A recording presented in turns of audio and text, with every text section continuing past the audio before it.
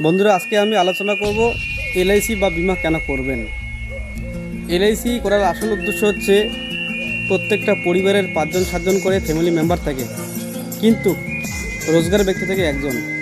ওই একজনের উপর নির্ভর করে পরিবারটা চলছে বেশ ঠিক। হঠাৎ করে যখন সেই আর্নিং ব্যক্তি যখন অক্ষম হয়ে যায়, বা সেই লোকটা যখন অক্ষম বলতে কোনো একটা বড় ধরনের ক্ষতির মধ্যে পড়ে যায় আর ইনকাম যখন করতে পারে না, তখন পরিবারের অবস্থা খুবই খারাপ দেখা যায়। এমনকি পরিবারের যারা ছেলে মেয়ে যারা স্কুল কলেজে পড়ে তাদের পড়াশোনা পর্যন্ত নষ্ট হয়ে যায়। এমনকি এমনকি সেই পরিবারে যে এক পয়সা দিয়ে হেল্প করবে সেই লোকটা কিন্তু তখন থাকে না। ফলে পরিবারের অবস্থা খুবই খারাপের মধ্যে থাকে। তো একটা যদি পলিসি বা বিমা করা থাকে, তাহলে যে ক্ষতিটা হওয়ার কথা ছিল সেটা কিন্তু আর হয় না।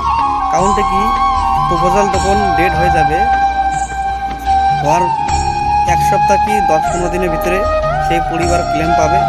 এবার যদি ডেট না হয়, তাহলে সেই লোকটা যদি ডিসেবিলিটি হয়ে যায়, তাহলে ডিসেবিলিটি ক্লেম পাবে। ফলে পরিবারের যে ক্ষতি হওয়ার কথা ছিল সেটা কিন্তু অটোমেটিক বেঁচে যাবে।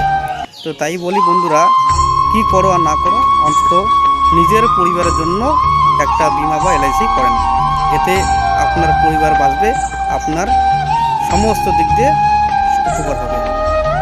তো ভালো থাকবেন, সুস্থ থাকবেন। আর কোনো কিছু বিমা সংক্রান্ত প্রশ্ন থাকলে আমার এই নাম্বারে যোগাযোগ করবেন। আমি একজন এলআইসির প্রতিনিধি। ধন্যবাদ।